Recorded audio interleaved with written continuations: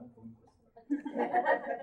queridas irmãs, queridos irmãos, que o Senhor de nossas vidas nos abençoe, nos guarde e nos mantenha sempre em sua infinita paz.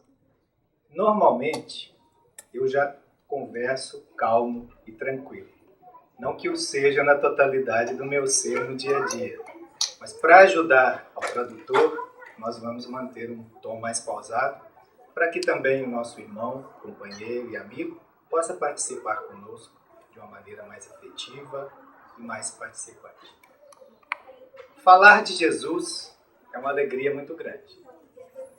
E falar de Jesus em um ambiente em que nos sentimos em casa, em que nos sentimos à vontade, é melhor ainda.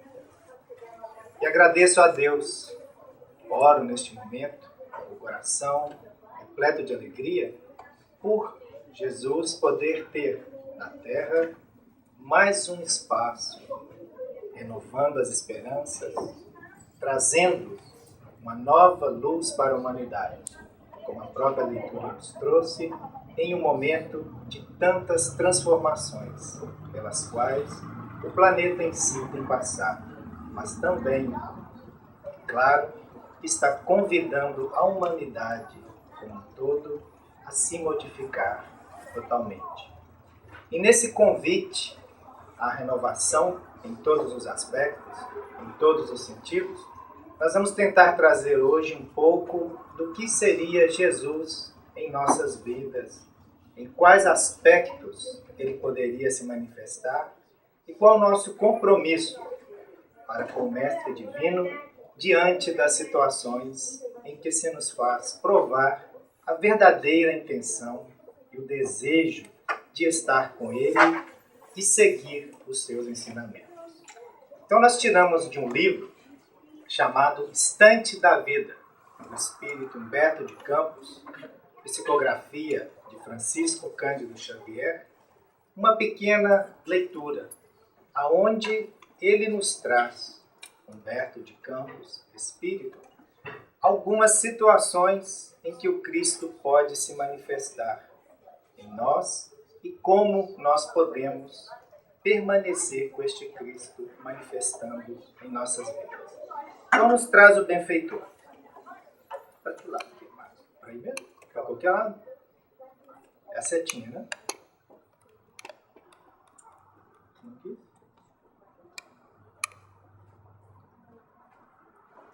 Acho que o computador não está com Jesus nele ainda não.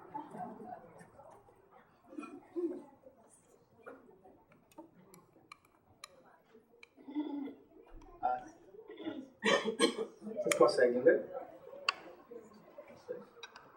Eu não estou conseguindo, não.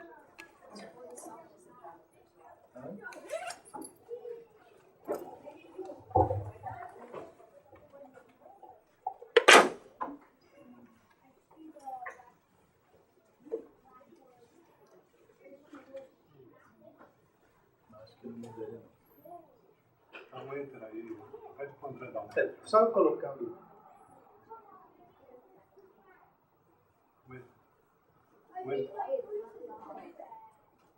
Aí sim.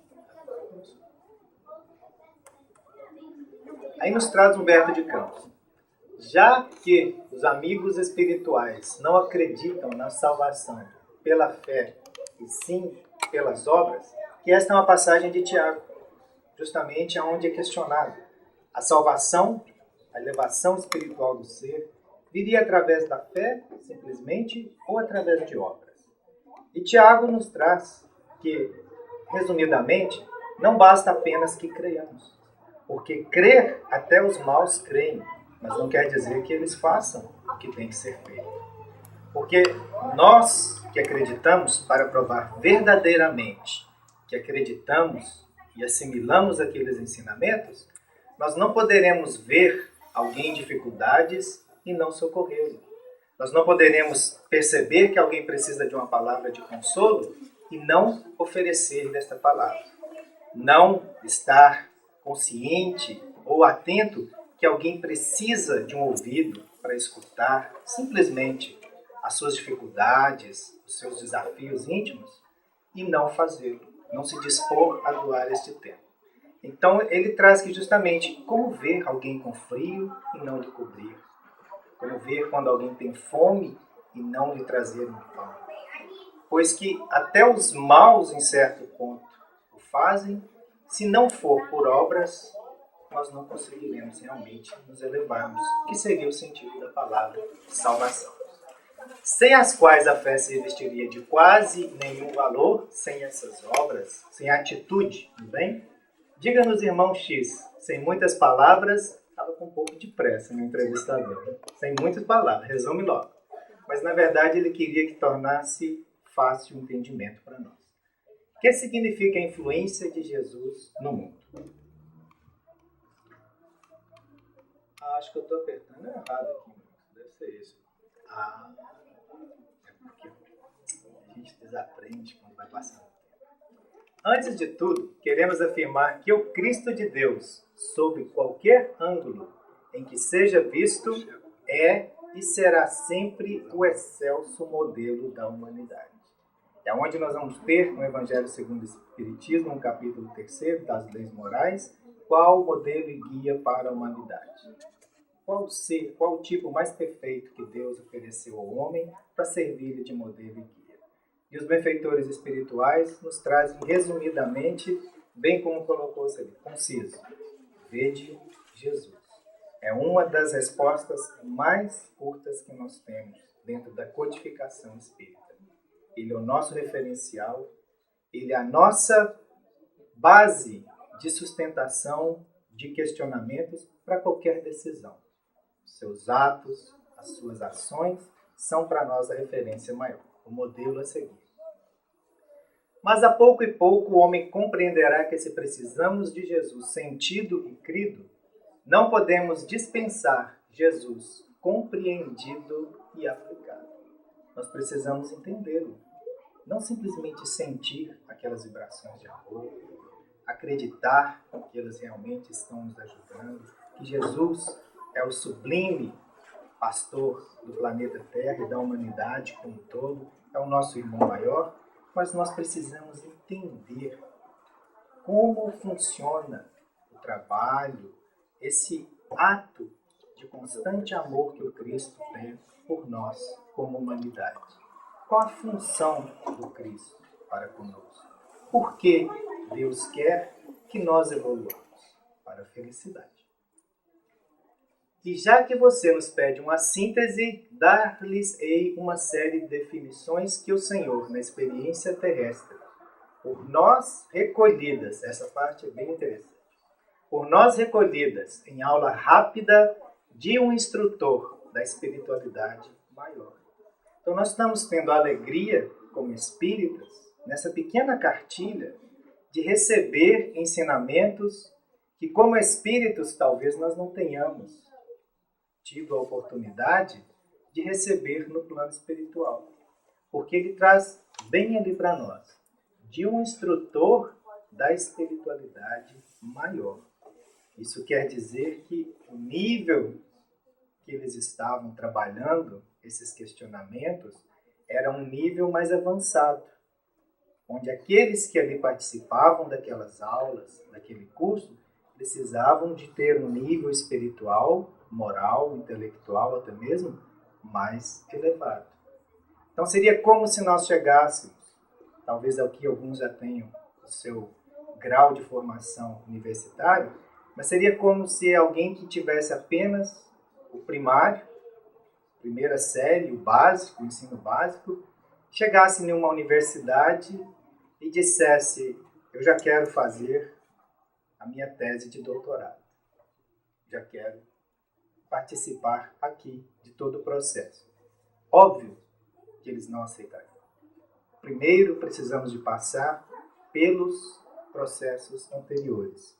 Então esse nível de aprendizado que nós vamos ver aqui agora é um nível que os espíritos doutorados, PhDs, que se assim pudéssemos denominar, que não são títulos que definem a espiritualidade, mas a condição moral, vibratória do ser, eles já fazem e recebem para poder ampliar os seus conhecimentos.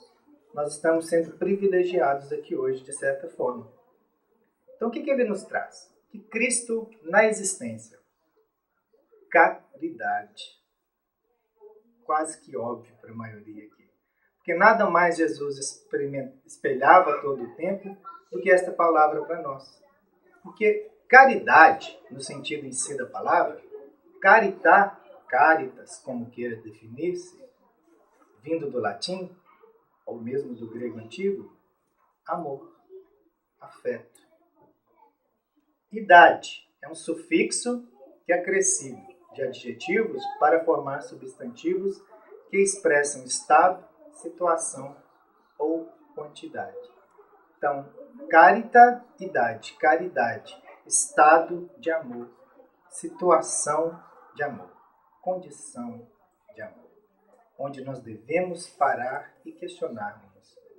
Na minha existência, eu estou sendo capaz de situar-me nessa condição, de viver o amor, de trazer o amor para as pessoas, de sentir, como trouxe-nos o benfeitor, crer com tanto amor, que este amor é capaz de envolver as pessoas. Porque quando nós pesquisamos, estudamos e vamos avaliando a vida de grandes homens na humanidade, que trouxeram grandes progressos, nós vamos ver que os ensinamentos deles, na maioria, eram ensinamentos muito simples, muito práticos e objetivos, de maneira que nenhuma pessoa poderia dizer que não foi capaz de absorvê-los. Eram sempre baseados, e o são, no amor, no perdão, na paz, no equilíbrio, no entendimento entre as criaturas, no respeito. Tudo isso, resumidamente, em amor, em caridade. Paulo manifestou mais a palavra caridade em ação, porque até então não se era tão conhecido, não era-se tão aplicado. E como Paulo trouxe-nos esse sentido maior da palavra?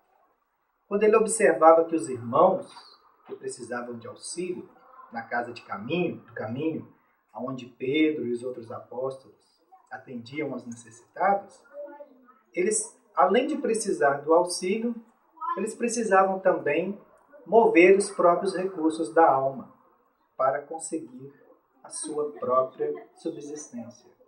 Então, esse movimento de amor de Paulo, no socorro àquelas criaturas, as pessoas convidando-os a trabalhar para doar daquilo que produziam, em benefício dos irmãos que ali careciam, que não podiam fazê-lo, que eram totalmente dependentes, o estímulo àqueles que ainda podiam trabalhar, a fazer algo, a produzir, por mínimo que fosse o trabalho, é um movimento e um exercício de caridade, de amor. Por isso que nós temos bem definido por muitas das vezes, quando se fala de caridade, as pessoas já imaginam logo uma doação. Já imaginam logo um mantenimento, um alimento, algo sendo levado a alguém. Porque é um sentido de doar-se. Mas mais do que doar-se materialmente, nos traz Rosália, irmã Rosália, no Evangelho segundo o Espiritismo, no capítulo sobre a moralidade, a questão da caridade material e a caridade moral. Ela nos traz que a esmola, a doação física, é a mais fácil de ser executada. Esta caridade é a mais simples, porque basta que entreguemos. Agora, a moral, que é aquela de suportarmos uns aos outros, saber calar, muitas das vezes, quando temos razão, muitas das vezes as situações nos exigem calar mesmo. As mulheres, principalmente, acho que são muito provadas nesse quesito. Porque dizem que as mulheres geralmente falam, é análise científica. Eu não vou questionar cientista aqui hoje, não. Se vocês quiserem, fique à vontade. Que as mulheres falam em torno de mais de 12 até 30 mil palavras por dia. Nunca parei para contar. E os homens, em torno de 2 a 6 mil. Um pouquinho inferior às mulheres. Por isso que quando vocês estão tecendo o rosário, desfiando aquele todo nível de frustração com a casa, com o trabalho, com os filhos, com a vida, com as patroas, o homem simplesmente está balançando a cabeça. É porque ele não tem palavras para expressar tudo que você está sentindo. Ele não tem como contra-argumentar o que você está trazendo. É uma fragilidade nossa, humana, por questões mesmo da divindade, procurando o equilíbrio. Se os dois falassem muito, imagine, quem que seria melhor? Eram dois advogados trazendo um debate que nenhum deles iria sair ganhando. Agora, os homens têm uma certa qualidade, né? Eles podem escutar mais do que as mulheres, mas pelo menos quando precisa-se fazer algo, pelo menos que seja colocar um quadro na parede, eles têm um pouco mais de perícia. Não precisa de ficar questionando muito se aquele quadro vai ficar bom ali, se vai ficar bom lá, se fica mais embaixo, porque é uma das questões que as mulheres estão sempre em dúvida. O homem é mais lógico, racional. Se vai num mall, vai comprar, vai adquirir algum produto, a mulher já começa a pensar, porque fala-se também em pensamento. E o homem, ele tem mais ideias imaginativas. E a mulher já fica, eu vou comprar aquilo, vai ficar bem em mim? Mas será que minha amiga vai elogiar? Será que elas vão gostar? Aí vou matar elas de inveja. Vou comprar. Ela pensa numa blusa e já imagina todo o modelo, a cor e tudo. Chega para o marido, vamos no mall comigo amanhã? Ele já imagina logo. Né? Ai, meu Deus, mais um dia de prova e expiação. O que nós vamos comprar? Vou comprar uma blusa. Então, para o homem, uma blusa é uma blusa. Não tem cor, não tem modelo, não tem nada. É tudo igual. E saem os dois e começam a andar. E aquilo ela está buscando uma blusa do jeito que ela imaginou, que vai matar as outras meninas. E ele está procurando uma blusa. Aí já está ali, está procurando uma blusa, e é blusa. As lojas ali, é um radar. E fala pouco. Mulher, será que vai? O que você acha? Compra, não compra. E depois que ele, ó, uma blusa ali, cheia de blusa. Vamos lá. E ela, não, aquele modelo ali eu não gostei. Mas que tipo que você vai? Eu quero uma blusa assim, mais com as mangas, por causa do verão, mais aberta. Blusa com manga aberta. Blusa com manga aberta. E a mulher tá pensando em outras coisas. A bolsa que pode combinar com a blusa, o sapato que vai combinar com a bolsa, e tudo aí. Então ali eles acabam muitas das vezes, resumindo-se, né, a história, entrando até em atrito. Porque consome tempo você ficar debatendo o que você quer e como vai ficar. E o homem é objetivo demais. Ele é isso e pronto. Tem que fazer? Ali, resolvido, próximo. E esse entendimento, essa capacidade de escutar um ao outro, de manter-se calmo, principalmente para nós homens, é muito necessário. Porque o ser feminino, na sua estrutura física e espiritual, ele é um ser de expansibilidade. Ele tem que tirar de dentro dele e colocar para fora. Ele não consegue reter dentro de si sem adoecer. A mulher gera a criança, o filho no seu ventre, e o espera.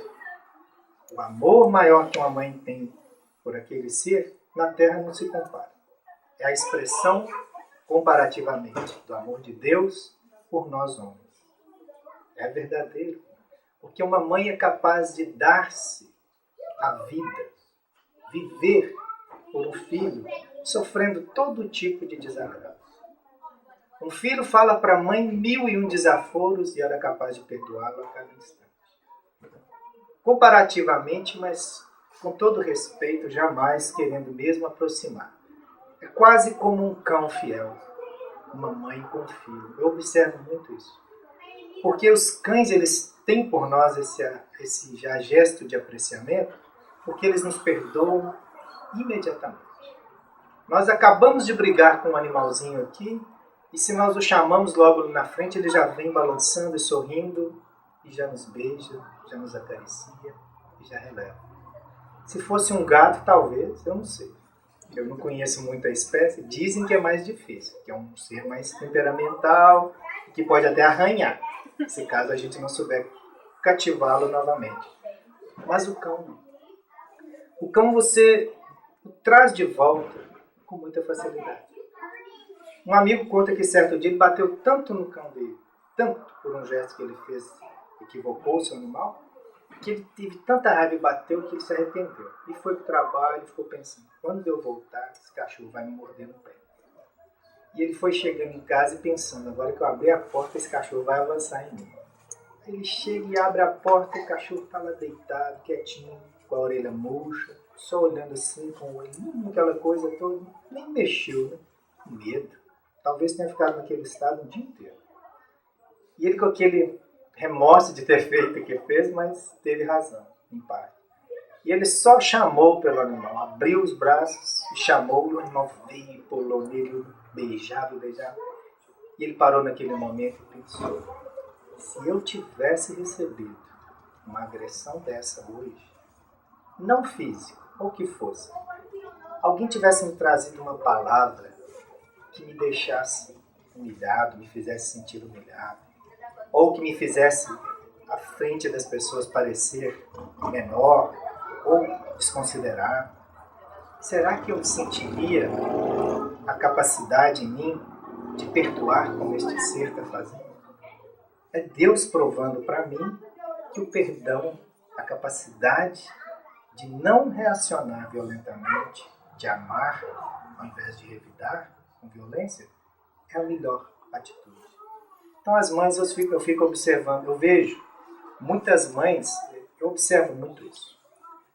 Os adolescentes principalmente dão respostas muito grotescas, muito curtas e grossas para as mães. Não todos. Nós estamos aqui trazendo a generalidade. E elas parecem que aquilo não entra no ouvido. Mas que entra uma cera ali de amor, não, isso eu não escutei. Aí quando o filho fala, mãe, sabe que eu te amo? Aí desentope tudo assim, a mãe se enche de novo daquela alegria, já traz o melhor prato que pode para o filho, para a filha. Já faz um gesto de amor, mesmo recebendo pedrada. Isso é amor. Isso realmente é caridade para a nossa existência. Aí vem para nós. Caridade é um exercício espiritual. Quem pratica o bem coloca em movimento as forças da alma. Nós podemos praticar o bem, estamos movimentando as forças íntimas do nosso ser. A prática exterior nos convida a mover internamente esse mecanismo íntimo que às vezes está estagnado, está parado, está ali pedindo um pouco de movimento e a gente não o dá. Então as visitas que nós fazemos aos hospitais são excelentes. Aqui, como nós temos as visitas aos asilos, eu tenho certeza que pode ter feito tudo mudar nos últimos meses, mas as visitas não pararam. Estou certo? Nenhum fim de semana sequer vocês deixaram, os que têm um comprometimento principalmente, de ir lá visitar aqueles irmãos. E na certeza de que o auxílio estava sendo concedido da mesma forma. Estavam recebendo e doando a nós principalmente. Doando-nos a oportunidade de poder perceber o quão importante é preocuparmos, cuidarmos uns dos outros. Eu assisti a um filme sobre Paulo nos últimos dias e tem uma parte onde ele está sentado do lado de fora do templo e ele está cortando o cabelo. E depois que ele corta e faz um pouco ali a barba e sai, um homem está caído, um pedinte, e ele pega algumas moedas e coloca ali para aquele mendigo. E lhe dá algumas palavras de estímulo. E nesse mesmo instante está o seu instrutor. Como nós temos um instrutor da espiritualidade maior aqui nos trazendo esta lição, ali está Gamaliel, que era o superior a Paulo, era o mestre de Paulo na escola daquela época de aprendizagem, que ele era um doutor da lei judaica. Então Paulo questiona a Gamaliel, de certa forma, né? Poxa, Gamaliel, será que eu vou ter alguém que me estenda a mão, como eu estou estendendo a este irmão agora? Quando precisar, se um dia eu precisar? E Gamaliel lhe dá uma resposta bem interessante. ele diz que a mesma mão que estendemos ao que carece será muitas das vezes a que nos irá auxiliar. Ali ficou vago o sentido para muitas pessoas, eu acredito. É um bonito jogo de palavras, mas para nós espíritas tem um significado muito importante, que é justamente a reencarnação. Aquele irmão que está ali caído, muitas das vezes, vai ser aquele que no futuro, como um filho, ou mesmo alguém do nosso dia a dia, possa nos estender a mão em uma dificuldade. Nós não sabemos o nosso futuro. Nós não sabemos qual a condição em que nós podemos nos encontrar no futuro não muito distante. Então é verdade, hoje se estendemos as mãos e vamos aos asilos, amanhã possamos estar lá nós. Nós estamos aqui em família, em um grupo de pessoas, mas que por consanguinidade somos poucos. Poucos aqui estão com a totalidade de suas famílias convivendo, estando no mesmo ambiente, no mesmo local. Então, as nossas famílias estão em outro lugar. Às vezes vamos ficar aqui até que o processo natural da vida nos convide a envelhecimento, ao amadurecimento. E podemos estar num local desses. Não quer dizer que seja algo improvável. E amanhã quem estará nos estendendo as mãos? Quem estará nos visitando? As mesmas pessoas com as quais convivemos aqui anteriormente. Cristo no lar. Ambiente bom de se conviver com Cristo, né? Harmonia. Quando nós pensamos em harmonia, muitos pensam às vezes naquela coisa tranquila, quase que tão pacata que chega a dar sono. Que as pessoas imaginam que não ocorra atritos, que não ocorra desentendimentos, que não tenha divergências. Mas o sentido da palavra harmonia não é isso. Harmonia é entrosamento, é entendimento, consentimento. Então nós somos capazes de ver a harmonia em um lar, uma família italiana, por exemplo, onde a mama grita, esbraveja e fala até pelos cotovelos e consegue manter em torno de si toda uma prole que a ama, que a deseja, que quer estar próximo dela. Porque eles, na verdade, mesmo para nós aparentemente aquela coisa tumultuada, agitada, um falando alto com o outro, por exemplo de italiano, porque Bello é um sobrenome que traz algum sentido para vocês, né? Então, quando os italianos estão negociando entre si, a família, resolvendo questões, a impressão que nos dá é de uma briga. Então, todo mundo ali se desentendendo. Vai sair faca e tiro logo, logo. Mas não. Eles se pegam, se beijam, se abraçam e ali resolvem as suas diferenças. Porque se amam, porque se querem e ali existe a harmonia. E muitas das vezes nós temos aqueles lares silenciosos, calmos, não tem barulho, não tem nem sequer objeto que possa produzir alteração no ambiente. Mas, na verdade, intimamente, o casal ou a família estão desentendidos. O silêncio é um sinal de afastamento, de dificuldade de interagir, de aproximar-se. O silêncio, ele é o maior abismo que possa abrir, que pode ser aberto entre duas criaturas. E é o pior de todos os métodos de se resolver questões difíceis. O afastamento, através do silêncio, ele vai provocando em nós o esfriamento dos sentimentos. Porque justamente o que está nos incomodando é o que está dentro. Às vezes causado pelo que acontece fora. E quando não trazemos para fora, principalmente com aqueles que precisamos estar resolvendo as questões, fica mais difícil de trazer esse entendimento, o consentimento, de maneira que as partes possam se entender melhor. Eu já trabalhei em casas, na construção, onde muitas das vezes você via lares ricos, com carros luxuosos na garagem, casas onde praticamente possam viver 30 pessoas, vivendo 3. Casas com 6, 8 quartos, para viverem 3 pessoas. E onde mal pai, mãe e filho se viram. Quase que hoje em dia, pela tecnologia, conversando através de um telefone. Muito melhor viver num casebre. Sempre vivi em casas pequenas. Lá em casa é muito pequeno. A disputa pelo espaço, lá o centímetro quadrado, é terrível. Quando nós fomos comprar um cachorrinho para minha filha, minha esposa ainda fala, tem que ser um cachorro pequeno. Falei, vamos pegar um mini toy, se tiver, que cabe na palma da mão, a gente põe no bolso, se faltar lugar para caminhar, e está resolvido. Mas é gostoso. É gostoso porque você fica ali o tempo todo, um envolvido com o outro. Quando eu morava no interior, meus pais também não tiveram condições de nos dar um lar muito amplo, graças a Deus. Então fomos 3 irmãos, com os meus pais, 5 pessoas na família. E eram 2 quartos, para o quarto dos pais, cozinha, com uma mesa para se comer, e o quarto dos filhos.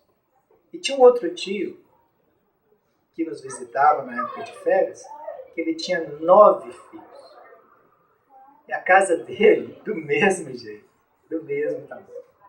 Então dormiam todos no mesmo quarto. E quando vinham visitar, eles ficaram, onde eles ficavam, no sítio próximo do meu pai, por herança, eles traziam amigos, traziam namorados, e ali ficava todo mundo. E se espalhavam os colchões, e todo mundo dormia junto, todo mundo se aconchegava. E era gostoso, e era bom, porque você sentia ali naquele espaço que o ser humano estava sendo capaz de aproximar-se um do outro sem desentendimentos. Muitas das vezes eram obrigados a se entender durante a noite, o que trazia diferenças durante o dia. Porque aquele mesmo que você brigava de manhã, de noite você estava dormindo do lado dele. Então você tinha que se acertar, porque senão a situação ficava difícil. Nas provações e conflitos do lar terrestre, quase sempre estamos pagando pelo sistema de prestações certas dívidas contraídas por atacar. Ah, como as esposas devem saber disso e os maridos, né? Para entender por que veio com aquele companheiro, por que veio com aquela companheira. Eu já falei com minha esposa, eu apreciaria muito poder retornar com você na próxima reencarnação. Ela falou comigo assim, Deus me livre. Uma só já basta. Já estou satisfeita. Mas eu sei que ela falou da boca para fora, que não era a real intenção dela de dizer aquilo. Porque eu penso o tempo todo comigo que eu gostaria muito de retornar com ela como esposa. Mas, eu até digo, ela pode até ser um marido, não me importa. Desde que ela seja um marido como eu. É bem a história do argentino, né? O argentino tinha um filho, chegou para ele e falou, meu filho, você gosta de ser quem você é? Claro, papai, eu tenho muito orgulho de ser seu filho. Mas que bom, né? Mas se sente todo orgulhoso ali, proud. Ele falou, mas por que você gosta tanto assim de ser, né, meu filho? Ele falou, poxa, pai, porque somente sendo seu filho é que eu posso ter um filho como eu. Ele era mais orgulhoso dele como filho do que do próprio pai como pai. Argentino, né? Vamos perdoar ele.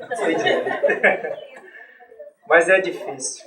Às vezes nós estamos com um companheiro, com uma companheira, que exige muito da gente. É algo que talvez até vá além do que nós esperávamos de ter de forças íntimas para suportar. E eu vejo aqui que o público é na sua maioria feminino.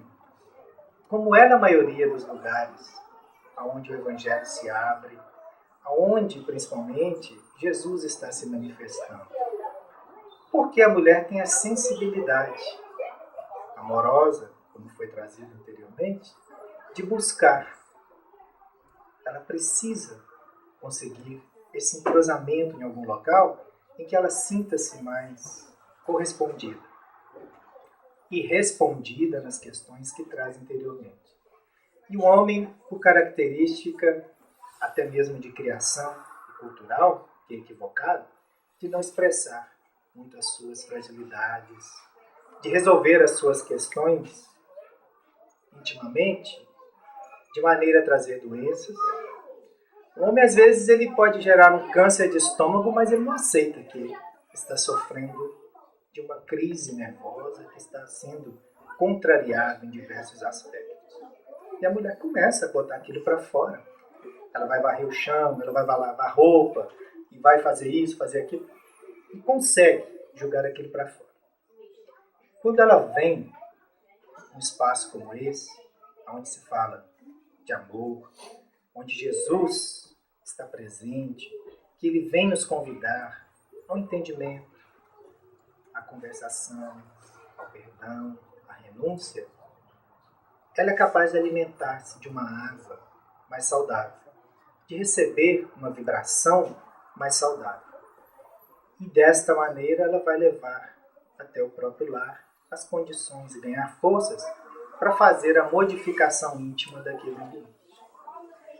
Quando nós queremos matar, eliminar um formigueiro, se você começar a eliminar as que estão trabalhando, as que estão por fora, você nunca vai conseguir. Eu fui criado no interior e posso dizer com autoridade. Meu pai tinha uma plantação de milho e nós tínhamos uma técnica.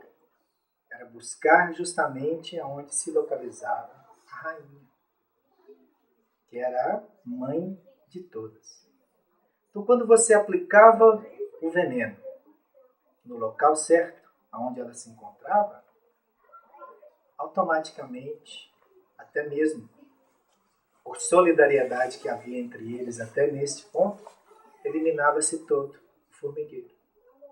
Em um lar, quando se quer fazer sofrer o impacto, tanto para o mal quanto para o bem, é mais fácil nós irmos na rainha. É mais fácil desestabilizar aquele ser, aquele sol, onde os planetas, que somos nós, como uma constelação, gravitamos em torno. Há muita responsabilidade para mim, mulher. Eu sei. Mas quando nós pedimos o compromisso e assumimos de recebermos essa missão mesmo, nós estamos cientes que podemos suportar. Deus não dá cargas muito pesadas para ombros fracos. E se é nos dado suportar família, companheiro, filhos, em aspectos extremos, é porque em algum momento, em algum instante, nós provamos isso, que nós somos capazes de suportar. Mas o lar se estabelece em dois pilares. Ele não pode se sustentar apenas um, porque senão ele cede. O esposo também precisa contribuir na melhor das posições que ele puder, na melhor condição que ele puder. Então é assim, Jesus convida as mulheres, elas vêm ao centro, recebem os ensinamentos, começam a mudar-se intimamente e aquilo vai se espelhando do lado de fora. Muitas das vezes aquela criatura que era difícil, nervosa, era só o marido colocar o pezinho assim na porta da sala e já dava um grito para tirar as botas, né? Algumas até gritam tirar as patas, né? Dentro de casa. Ela já vai ficando mais calma. Se antes gritava, esbravejava, já vai chegar até próximo da criatura que está adentrando, o marido. Meu amor, você sabe o quanto difícil é para poder limpar esse chão? Não, eu nunca limpei, né? Então, se um dia você me ajudar, você vai saber. De cuidar da comida, lavar a roupa, e aí limpar o chão, e alguém vir e pisar logo imediatamente depois que eu limpei. Quão frustrante você no seu trabalho, quando faz alguma coisa, gostaria que alguém já logo de imediato chegasse e destruísse aquilo? Óbvio que ninguém quer. É uma maneira de se abordar. Ele vai olhar para você, eu tenho certeza, e vai, se ele já tiver alguma noção do espiritismo, ele vai dizer assim, ela está incorporada. Você não é minha esposa, não. Tem coisa errada. Aquele lugar lá está fazendo alguma lavagem cerebral, né? Estão mudando. Saiu a minha esposa e voltou um outro ser. Ele vai começar a ficar curioso. Quando com os filhos o tratamento for energia e amor. Não raiva. E não ignorância. que existe uma diferença muito grande. O amor com energia era o que Jesus fazia e faz conosco. Quando nós lemos os trechos do Evangelho, e Jesus muitas das vezes traz hipócritas, raça de víboras, sepulcros caiados de branco, pintados, de branco por fora e por dentro sois pura podridão. A gente se choca. Meu Deus, Jesus, que era doçura em pessoa, falar algo nesse tom, mas não é com raiva, é com energia. É chamando a criatura em si para dizer a ela: pare de tentar mostrar às pessoas o que você não é. Tá? Pare de dissimular, porque era o questionamento com os fariseus, que se vestiam com túnicas alvinitentes branquíssimas, que colocavam filatérios, que eram linhas, né? Costuras de ouro, se trajavam na melhor das qualidades. E quando praticavam seus atos e ações íntimas em locais não vistos, eram a escória, eram a pior das pessoas. Então Jesus nos faz esse convite: se ame, ame com energia. Uma mãe que tem energia com o filho, ela controla ele no amor. Ela não dá um tapa. Eu conheci uma senhora em Belo Horizonte que ela cuidou de 16 filhos. Um sanguíneo. 15 foram adotados. E naquele lar de 3 quartos, ela e o esposo em um quarto, os meninos em um e as meninas em outro, nunca aconteceu um desentendimento mais sério, onde uma criança, um adolescente, um jovem pudesse ter agredido seu irmão. Porque ela tinha energia com eles. A hora que ela falava, eles respeitavam. E o que dá essa energia, esse potencial a uma mãe? Quando ela está esforçando-se dentro dela própria, ou um pai, quando eles estão se esforçando, vamos trazer o casal, quando eles se esforçam dentro de si para provar para os filhos que estão fazendo aquilo que estão aqui aprendendo. Porque aqui, enquanto eu estou falando, a minha esposa está escutando, a minha filha está do lado de lá recebendo os mesmos ensinamentos, no nível dela. Estão falando de perdão, de entendimento, de renúncia, de caridade, de amor, tudo isso. É a leitura para todos nós, todo o tempo. Se eu já saio ali fora e dou um mau exemplo, a minha filha já vai parar e pensar: mas o meu pai acabou de falar de tudo isso. Eu estudei lá dentro, a minha mãe estava assistindo, e aqui agora eles não estão fazendo. Então isso é algo só para eu escutar. Eu não preciso fazer. Com o Manuel aconteceu algo parecido. O Manuel vem aqui fazer palestra. A Melody, que é a filha dele, agora tem a Harmony, estão montando uma orquestra lá na casa. Olha pra eles, estão montando uma banda, né? Uma orquestra, uma sinfônica. Melody, Harmony, vai faltar o Tone, né? Tone, deve ser um menino boy, né? Vai ser um Tone. Nós vamos montar uma sinfonia, uma symphony. E ele ri. Mas ficou bonito. Ele fala que um dia estava com a Melody, e a Melody, vocês talvez não conheçam, mas ela é muito, assim, ela percebe as coisas muito rápido, como toda criança hoje. E o Manuel sai para fazer visita aos asilos, ele vai no Evangelho no Lar, ele faz atendimento no centro, ele é um pastor em pessoa. E na escola ela fala com muito orgulho que o pai dela é o pastor da igreja. Que as crianças não entendem. O que seu pai faz? Meu pai é médico, meu pai é dentista, meu pai faz isso, aquilo. E seu pai, Melody? Aí o pai dela lava carro, ela fala: eu não vou ficar por baixo, né? Adolescente. Meu pai é o pastor da church. É ele que bota as ovelhas em dia. Oh, uau! Né? E o Manuel, certo dia, estava num trânsito e veio um pedinte lá em Uber. Ele tirou $5 e tinha umas outras notas na carteira. E a Melody olhando. Ele tirou $5 e deu para o cidadão. Ô pai, ué, que história é essa, né? O que o senhor acha que ele vai comprar com $5? Né? Não, Melody, ele vai ali no McDonald's e compra um sanduíche. Ah, mas isso não é healthy. Não é saudável. Dá ele uma quantidade para ele comprar comida. Aí o Manuel se deu conta, né? Falou, sabe que é mesmo? Eu estou intoxicando o cidadão, eu não estou fazendo uma caridade. Chorando um pouquinho. Mas Deus, a quantidade. Como eles percebem, como eles estão atentos. E não é só aí, não. É uma atitude mínima. É uma palavra mais diferenciada com o companheiro, com a companheira. É com eles mesmos. Vai tomar banho, menina? Talvez seja uma atitude enérgica, seja. Mas tem uma maneira de se dizer as coisas querendo se atingir o mesmo resultado. Todas as vezes que a gente fala com as crianças, em casa vão começar esse teste. Na hora de tomar o banho, está precisando. Vai tomar banho, né? Não pode mais fazer isso. A psicologia nos convida a trazer. Você pode continuar julgando. Você pode continuar fazendo o que você está fazendo. Mas primeiro vá tomar seu banho. Depois você continua. E nós vamos enchendo eles de atividades depois do banho até chegar a hora de dormir. Porque quando nós damos um não, quando nós falamos qualquer coisa negativamente, dentro de nós algo parece que reage. Nós temos uma índole rebelde. Nós somos espíritos ainda em um nível de rebeldia. Por isso estamos num planeta de provas e de expiação, chamado Terra. Então o convite que se nos é feito, a todo momento, é ter esse entendimento dentro do lar. Harmonizar com amor e com energia. Tem que horas que é agora? Vamos ler? Acho que está quase, né? O Evangelho no lar. Isso aqui é lindo. O Evangelho no lar.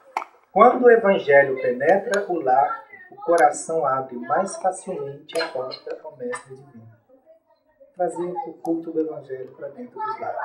Trazer o centro espírita, convidar a Jesus a participar de nossas casas. Não vou só até ao centro, não vou só participar das atividades do centro. Se o meu esposo, meus filhos, ou a minha esposa, a minha família não participam, ou os meus companheiros, eu vou trazer para dentro de casa. Se para matar a rainha traz o veneno e ela traz aqueles que estão ali, o Evangelho é essa dose de amor, essa gota de luz que cai sobre as nossas casas no momento em que Jesus penetra os nossos lares, pelas letras que a obra espírita, que o Evangelho de luz nos traz. Parece tão pequeno esse momento, mas ele é tão importante. E ele se reflete nas reuniões mediúnicas.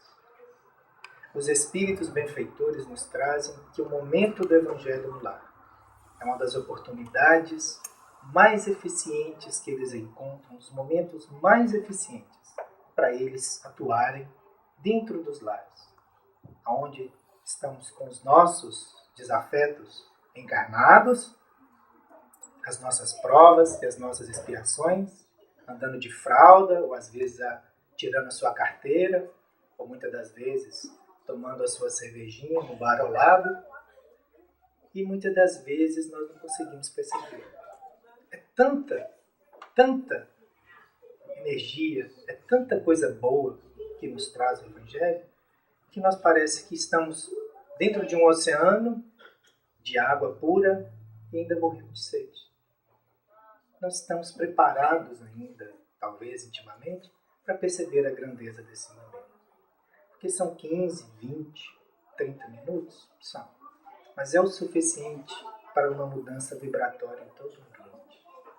Obsessões que são causadas aos elementos familiares para desestruturar a família, aquelas almas que muitas das vezes estão ali participando com muito desgosto e às vezes até fazem com que o ambiente se agite, com que os filhos se entrem em atrito, que o casal se atrite para que não realize o Evangelho, eles estão ali. E os espíritos vêm participar conosco, com aquela família, e convidá-los. Permitem-se perceber, materializar-se para aqueles seres espirituais e convidá-los ao amor, ao entendimento e ao perdão, se não a sair daquele local e vir para aqui, que é o local onde eles podem receber um socorro maior, onde eles vão estar participando das nossas palestras, esclarecendo-se melhor. Divaldo Franco, para fecharmos, ele traz que ele tinha uma dificuldade muito grande. Porque os pais dele, depois de uma situação econômica desfavorável, onde houve a quebra da Bolsa de Valores, da grande crise que ele sofreu a primeira, ele fala que os pais ficaram sem recursos. Então vieram morar com ele, depois de um certo período. E a mãe católica, pai católico, irmã católica, família católica, só ele de espírito. E os pais vieram primeiramente. E houve uma certa resistência a princípio.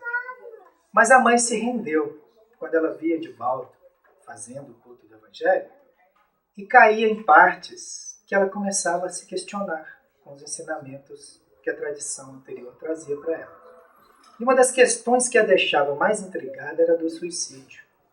Porque onde ela recebeu seus ensinamentos, desde criança, dizia que quando se suicidava-se alguém, Deus condenava a sofrimento eterno, que não havia perdão.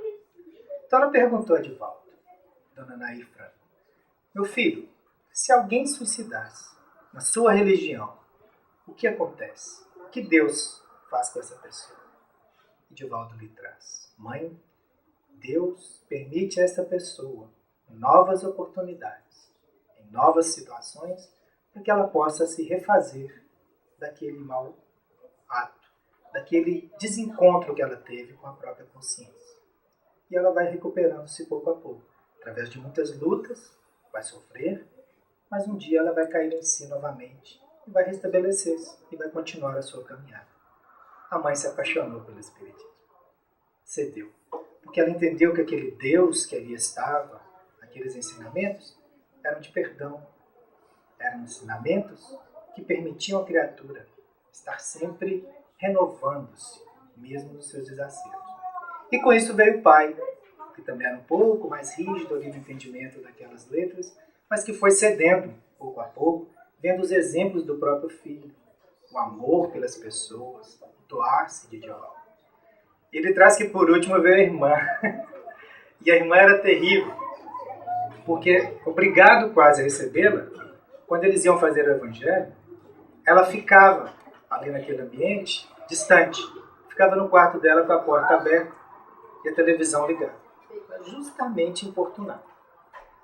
E ele chegou para ela um dia e falou, olha, a casa é minha, eu pago as contas, eu faço praticamente tudo aqui, então eu tenho direito de opinar em alguma coisa. Até que você pode fazer o que quiser nos outros horários, mas durante o evangelho você vai pelo menos saber respeitar. Vai diminuir o volume da televisão para não atrapalhar, porque nós queremos estudar. E ela pelo menos naquilo ajudou. Então ela ficava lá assistindo a sua televisão, a porta fechada e eles fazendo o evangelho. Com o tempo, ela já deixava a porta um pouquinho aberta e a televisão mais baixa. Com o passar do tempo, ela já desligou a televisão e abriu um pouco mais a porta. Foram chegando-se mais algum tempo, ela colocou a cadeira do lado de fora para escutar de longe. O medo, né? E com os anos, diz ele, com os anos, olha a paciência dessa família. Com os anos, ela sentou-se na mesa com ele. Então, diz ele que certo dia, ela lhe fez uma pergunta e perguntou a ele se ali naquela obra trazia algum esclarecimento sobre aquela questão, de algumas dificuldades íntimas que ela tinha. Então ele falou, olha, para você não falar que eu estou dando indireta, normalmente a gente abre ao acaso. Então, abra ao acaso aqui, eu faço a leitura para você. Ela, tudo bem, então. Ele abriu o Evangelho segundo o Espiritismo, aí estava lá uma leitura. Só que ele era muito inteligente, né? Ele começou a saber compreender que as pessoas estão no seu limite, nós precisamos entender que nós somos todos irmãos, temos que ter paciência uns com os outros, sermos menos rígidos. Ela, mas está tudo isso escrito aí? Ele estava falando dela totalmente. Era jeito dela, personalidade. Sim, está tudo aqui. Nossa, mas exatamente o que eu preciso para mim, né? Como que pode saber tudo isso? É o que a gente lê todo dia, é o que a gente está recebendo aqui todos os dias. Então ela começou a ser atraída um pouco mais. E um dia o Edivaldo perguntou para ela, o que realmente fez com que você mudasse de atitude? O que você escutava, que eu sei que você escutava, lá do quarto? Ela disse não. O que fez com que eu realmente me interessasse em me aproximar do Espiritismo, mais de você, principalmente. Irmão, não quer dizer que porque Divaldo tem que se entender totalmente. Pode ser um adversário do passado. E o que me fez sentir a necessidade de me aproximar de você foi ver o que você falava e praticava. Esse Jesus que você traz e que eu tenho sentido que ele existe dentro de você. E eu espero que esse mesmo Jesus um dia esteja em todos nós, como seres humanos. Porque é um Jesus maravilhoso. É um Jesus que me faz muito bem. É um Jesus que nos convida a mudar e a superar o ser que nós somos a cada dia e a cada hora. Que Deus permita que este lar continue estabelecendo as suas bases, as suas fundações, esse terreno sólido que se chama caridade. Jesus, doutrina espírita e Deus possam estar sempre aqui presentes nos olhos de cada um de vocês, sendo que os olhos são o espelho da alma, a alma que com certeza está sedenta de trabalho e de muito serviço no bem. Que Deus nos abençoe, que assim seja.